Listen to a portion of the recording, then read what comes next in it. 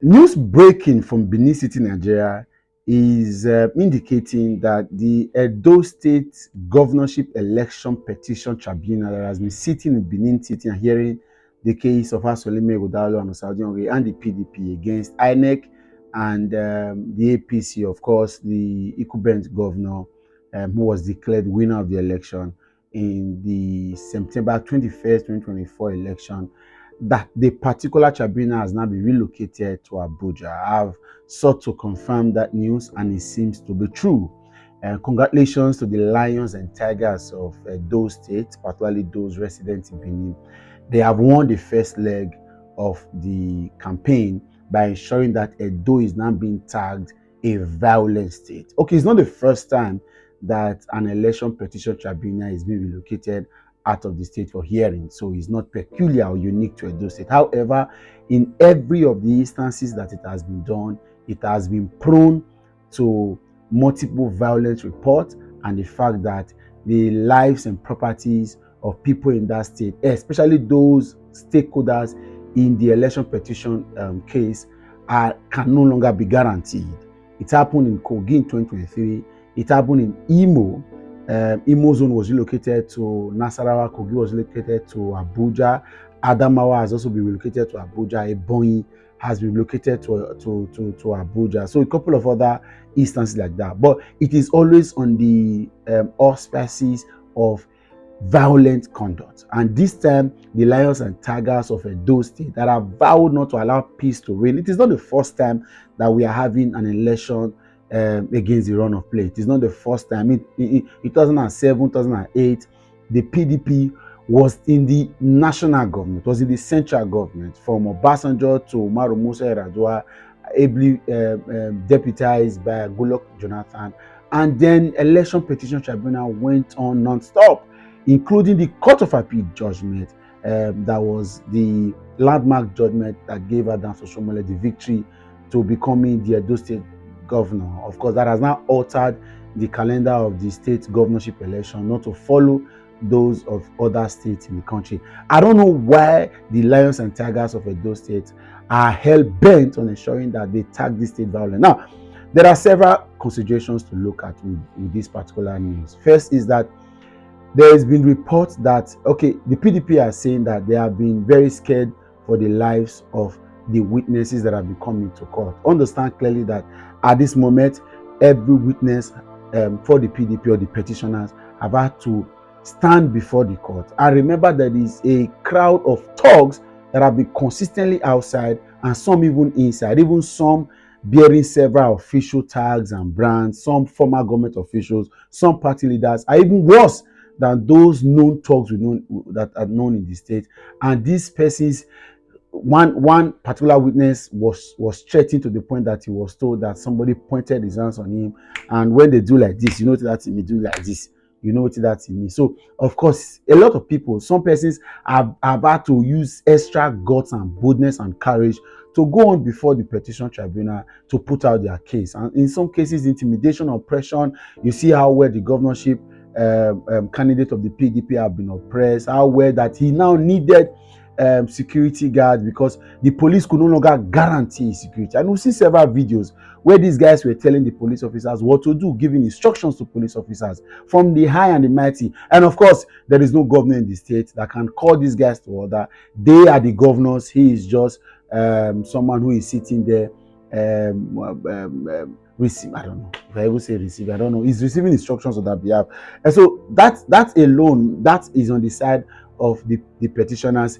They may not be able to have their witnesses free, but it means that this is now prone or vulnerable to any form of manipulation. Of course, it doesn't mean that the whole of the process ab initio would have been free, fair, and credible.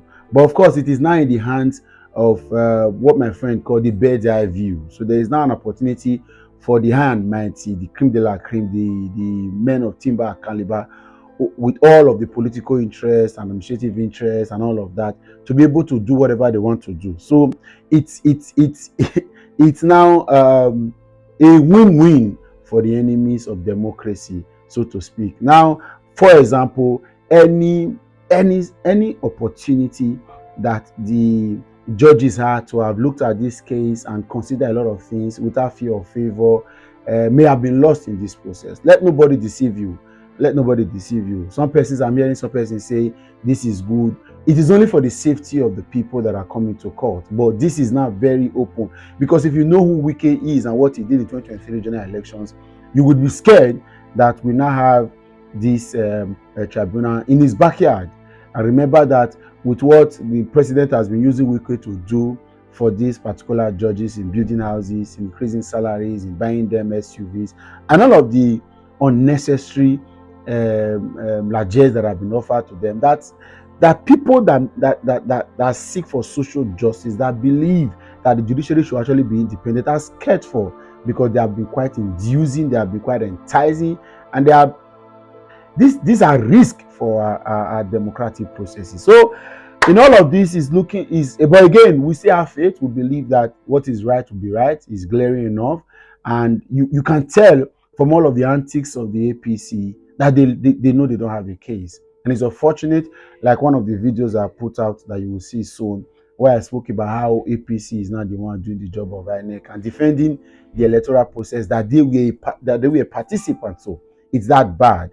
Also, it's unfortunate, and then I'm happy. I'm glad. I hope that the lions and tigers in the state, who have become wayward, waylaying all sorts, fermenting trouble, causing chaos and anarchy in the city, a once very peaceful city, have now been turned to a dungeon of attacks, of quarrels, of unnecessary vile arguments, and tempestuous anger that not necessary, of course, because the best they can do, that's it. That is their stock in trade. That is their forte. That's what they can function.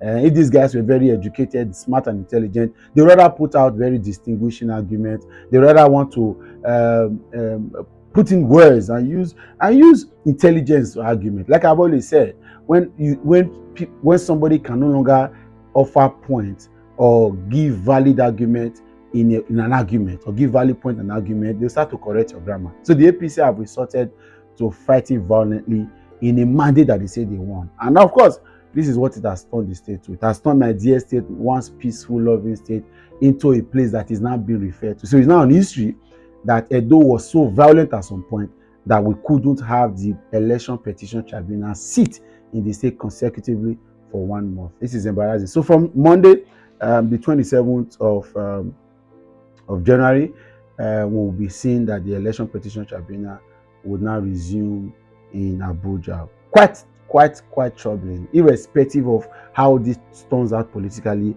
For me, for someone like me who is interested in the peace in the state, who has seen the trajectory and the antecedents of unnecessary violent reactions, court-related violence, politically related violence, or politically instigated violence, and I thought that we should have moved into an era of peace and tranquility. To see this is not fair. For a state like us that is in dire need of attracting foreign direct investment, attracting foreign investors, giving some level of peace for people to go about their lawful businesses, and then all of this is still happening. The tribunal may have been moved, but it doesn't mean that the element that caused this man, they are stopped. The governor, if he is governor, irrespective of how long he's going to stay, it's time for him to call these boys to order and tell them to calm down. This is bad for the reputation of this state, and this has to stop, because I don't know why, what is in this governorship, because it's looking like it is beyond service to the people, because you cannot be all of this and say it's for the people's interest.